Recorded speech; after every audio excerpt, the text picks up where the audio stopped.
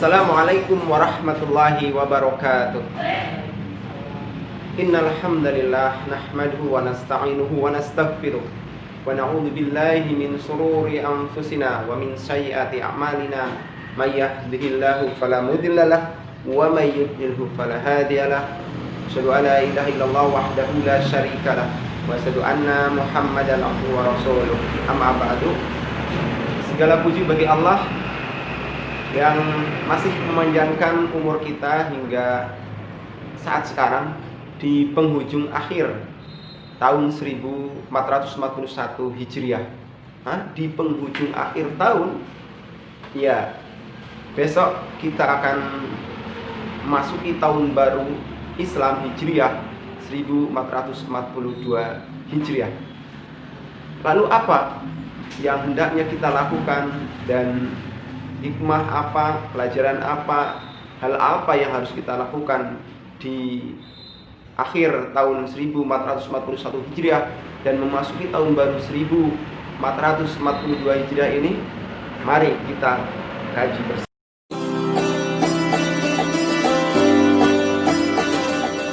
Tahun baru sangat terkait dengan waktu, maka kita harus memanfaatkan waktu dengan sebaik-baiknya. Waktu yang sudah kita tinggalkan tidak akan pernah bisa kembali, maka manfaatkan waktu dengan sebaik-baiknya. Allah Subhanahu wa taala mengingatkan kepada kita, A'udzubillahi minasyaitonir rajim.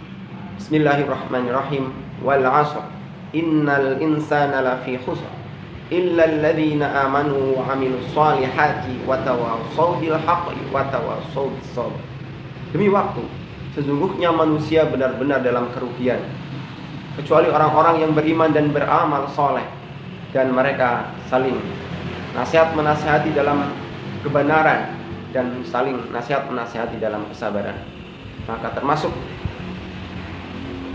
saat sekarang adalah upaya untuk saling nasihat-menasihati dalam kebenaran.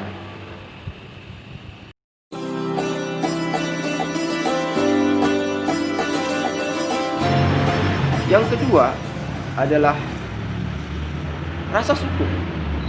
Kenapa kita harus bersyukur? Karena sesungguhnya ketika kita masuk tahun ajaran baru, maka kita berarti masih diberi kesempatan oleh Allah untuk memperbaiki diri, untuk mempersiapkan masa depan kita lebih baik lagi, baik masa depan kita di dunia ataupun masa depan kita di akhirat. Maka Allah Subhanahu wa taala mengingatkan kepada kita, la in sakartum la azidannakum wa la in kafartum inna adabi lasyadid. Ibrahim ayat 7. Maka mari kita menjadi orang yang bersyukur atas nikmat Allah, dan bersyukur itu adalah dengan memanfaatkan umur yang telah diberikan Allah itu untuk kebaikan, untuk meningkatkan kapasitas kita sebagai seorang muslim. Semoga Allah Subhanahu wa taala menuntun kita untuk menjadi orang yang bersyukur, sehingga Allah akan menambahkan nikmat kepada kita.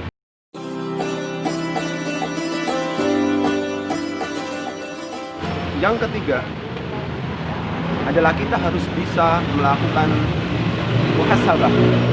Muhasabah itu artinya perhitungan terhadap amal-amal kita. Sudahkah kita isi hari-hari yang masih Allah berikan kepada kita dengan hari-hari yang penuh dengan amal soleh? Ataukah masih ada atau bahkan banyak hari-hari kita yang kita lalui dengan amal-amal salah kita? Salah itu juga menurut pandangan Allah Subhanahu wa taala, bukan menurut pandangan nafsu kita. Allah Subhanahu wa taala berfirman dalam Quran surat Al-Hasyr ayat 18. A'udzubillahi minasyaitonir rajim. Ya ayyuhalladzina amanu taqullaha wal tanzur nafsum ma qaddamat lighad. Wattaqullah innallaha khabirum bima ta'malun. Hai orang-orang yang beriman, hendaklah setiap diri memperhatikan apa yang telah diperbuatnya untuk hari esok. Maka mari kita senantiasa berusaha untuk mengevaluasi diri kita. Sudahkah kita hari ini lebih baik daripada hari kemarin? Sudahkah hari esok kita persiapkan untuk lebih baik daripada hari ini? Karena kalau sama saja itu saja kita sudah rugi, maka mari kita berusaha untuk senantiasa ada peningkatan, dan setiap hari, setiap detik yang kita lalui adalah hari-hari yang penuh dengan peningkatan kualitas dan kuantitas amal soleh kita.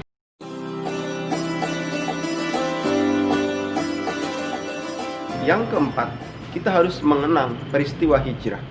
Hijrah itu adalah peristiwa di mana Nabi Muhammad SAW berpindah, hijrah, migrasi dari negeri yang menolak dakwah kepada negeri yang ada harapan dakwah. Maka kita juga harus berusaha untuk menjadikan diri kita juga berani untuk melakukan sebuah perubahan, momentum perubahan dalam diri kita. Hijrah dari hal yang buruk kepada hal yang lebih baik lagi. Dan jangan takut juga secara fisik. Sesuatu akan berkembang manakala kita bisa keluar dari zona yang biasa-biasa saja, zona yang aman-aman saja, kepada zona yang penuh dengan tantangan. Maka kita juga harus belajar daripada peristiwa hijrah tersebut. Nabi meninggalkan suatu tempat dengan banyak rintangan, lalu setelah itu hidup dalam kehidupan yang lebih baik, tatanan yang lebih baik, bisa menyatukan beberapa suku yang ada di Madinah, lalu membangun sebuah peradaban Islam yang bisa kita rasakan manfaatnya. Karena peristiwa hijrah tersebut, maka Islam berkembang, termasuk sampai dengan di wilayah kita, sehingga masjid-masjid bisa dibangun. Semoga kita juga siap untuk melakukan sebuah perubahan, termasuk juga hijrah secara fisik. Kalau memang kita perlu bermigrasi ke suatu tempat yang di sana ada harapan, mengapa tidak? Sekarang zaman sudah semakin maju.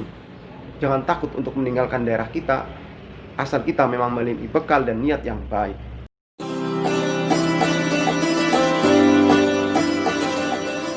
Yang kelima, catatan tentang tahun baru Hijriah, maka adalah terkait dengan kalender.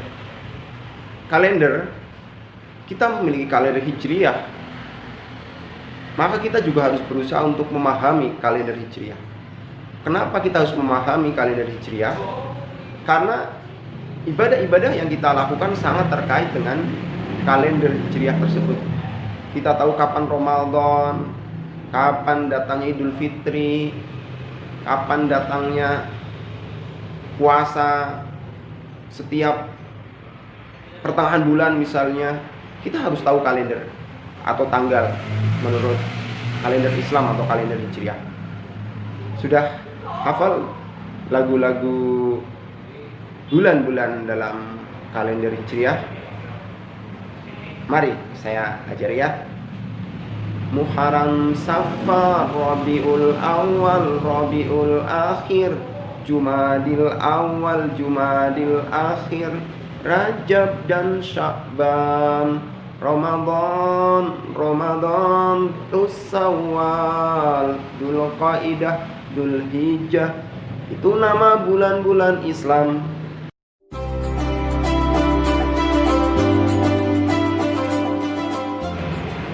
Dan yang terakhir atau yang keenam adalah tahun baru harus memiliki semangat baru untuk menata kehidupan yang lebih baik. Kehidupan kita harus senantiasa mengalami peningkatan, penuh dengan prestasi. Jangan pernah kita sia-siakan waktu yang diberikan Allah kepada kita, karena sesungguhnya kita akan dipertanggungjawabkan, mintai tanggung jawab kita setiap waktu yang diberikan Allah kepada kita. Maka mari kita berusaha untuk senantiasa waktu yang kita gunakan, kita memiliki semangat yang baru di tahun baru ini, dengan semangat yang untuk berbuat lebih baik lagi sebagai seorang siswa, sebagai seorang anak, sebagai seorang kader bangsa, untuk menjadi generasi yang siap melanjutkan estafet bangsa kita. Semoga Allah Subhanahu wa Ta'ala memberi kekuatan lahir dan batin bagi kita untuk menjadi generasi yang terbaik, menatap masa depan untuk diri kita dan juga bangsa kita. Billahi taufiq wal hidayah. Assalamualaikum warahmatullahi wabarakatuh.